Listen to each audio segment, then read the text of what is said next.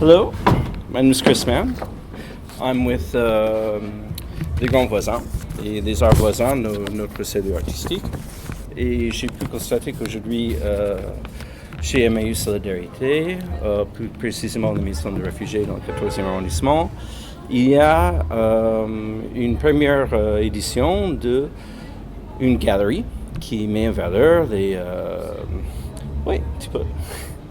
qui met en valeur des artistes qui habitent dans les lieux d'Emmaüs. Donc c'est une bonne premier essai pour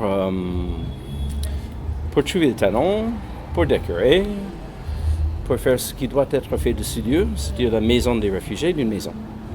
Donc ce n'est pas particulier à la maison des réfugiés, c'est un effort d'Emmaüs, donc qui est transverse à plusieurs de leurs lieux. Et donc des pensions, des centres d'hébergement, et ce lieu qui est un lieu multi-usage. Donc derrière moi, nous avons, tout au fond, il y a un collage qui a été depuis le début de mes souvenirs de cette maison, qui démontre déjà une certaine décoration, une certaine appropriation du lieu comme une maison. Mais tout autour de moi, il y a des œuvres qui sont faites plutôt avec des tissus, donc des robes, quelques cadres. On va voir, il y a une veste en cuir. Donc ces œuvres-là, c'est fait par une artiste sans nationalité, qui a une situation assez particulière. Donc c'est quelque chose qui me touche personnellement pour les grands voisins, parce que les grands voisins, on veut aller au-delà des lieux.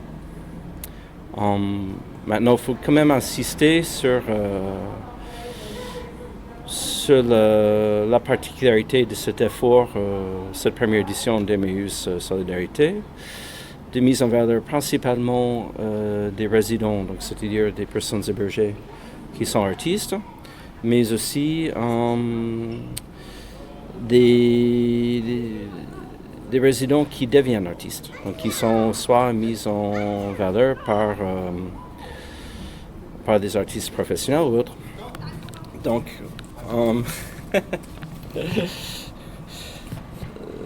mais ce qui est chouette, c'est que ce lieu, c'est à la fois une galerie et un lieu de vie. Donc, on vient de le voir avec les personnes qui passent autour. Si on voit des visages des enfants, il faut les flouter.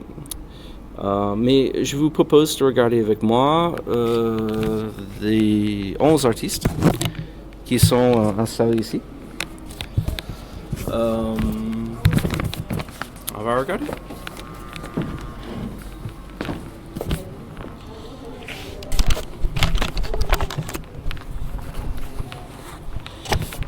Donc, tout d'abord,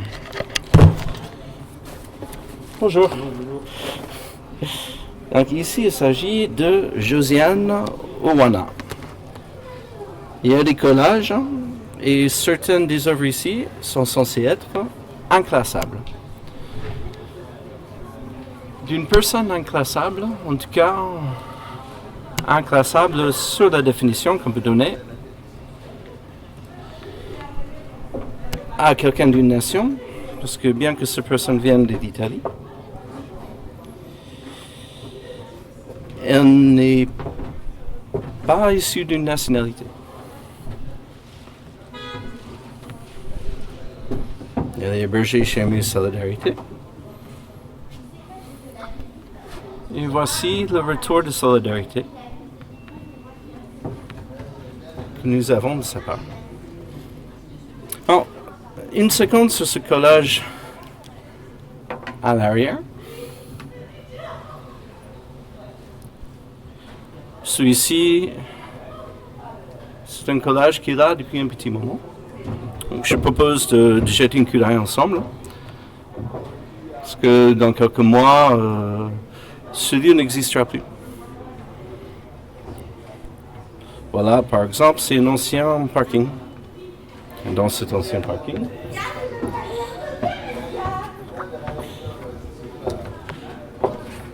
Nous avons toujours des reliquats divers.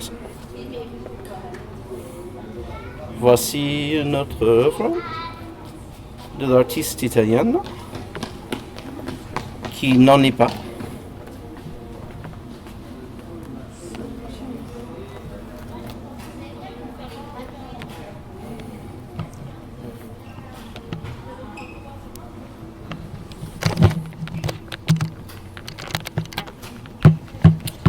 Voilà. Alors, il y a aussi d'autres œuvres qui sont là depuis avant l'exposition organisée chez Aimé Solidarité. C'est parce qu'effectivement, il y a des enfants qui vivent ici. Donc, l'espace commun qui est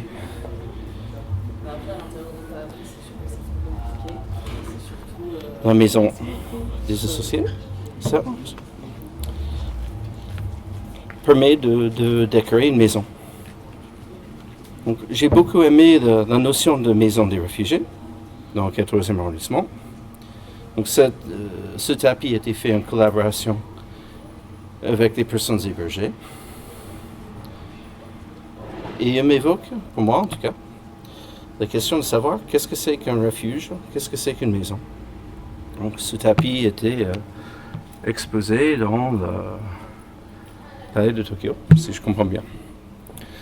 Alors, du côté des œuvres collaboratives, nous avons aussi, si j'ai bien compris, une collaboration entre les hébergés et la Maison de la Poésie. Pas prévu au départ pour faire partie de la galerie ou de l'œuvre, mais qui maintenant s'y trouve grâce à la collaboration avec la Maison de la Poésie en Goncourt.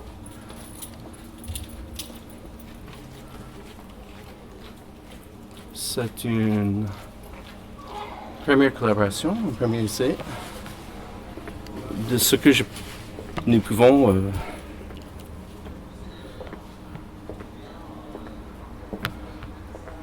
donc la scène était bien entendu mise en place avant. Ah zut! Il y a une partie des œuvres qui viennent de partir. Vous pouvez voir le reste des images. Ah, un détail assez intéressant. C'est un peu dommage que j'ai beaucoup aimé cet artiste-ci. Donc vous allez devoir le voir avec votre imagination. Ce qui est important, c'est la mise en place de ces images. C'est tout bête, mais c'est une des conditions premières pour faire une exposition d'artistes. Donc, si on continue... Ah! Je savais qu'il y avait une autre partie de l'exposition qui est aussi partie. Donc, Jean-Pierre Febvre. C'est un peu dommage parce que avant j'avais fait ce reportage et les œuvres étaient là. Donc là, ce sont les pyrogravures que nous allons voir à un autre moment donné. Ah, j'ai compris.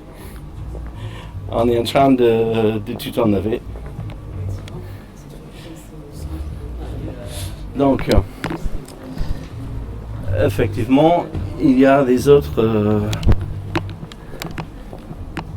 les œuvres qui sont en train d'être enlevées pour la nuit, sans doute pour les protéger. Cette notion de protection. Salut Christophe.